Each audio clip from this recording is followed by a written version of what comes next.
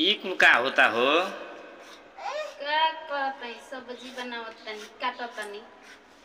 हाँ कैसे इने मोबाइल घर देता सन हो?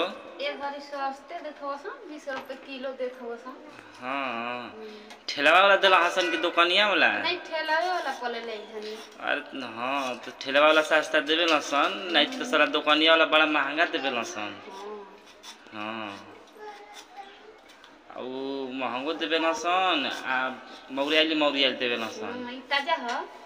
हाँ तो ताजा देखही में लागता है। आ हई कुल ई कुल लइका लइकी तो के कर हमसन हो तो हारे हमसन? नाही सब अपना बाबू के हुआ सन। ये अपन बाबू के हमसन?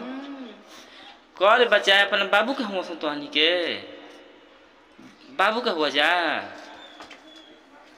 बाबू के हमसन की पापा के हमसन रे? एक हो जाइए अपन बाबू के हमसन अपन मम्मी के हइये नहीं खसन एगुड़ो। हाँ यानी कि बाबू के यान कैसे लिया दे है ना?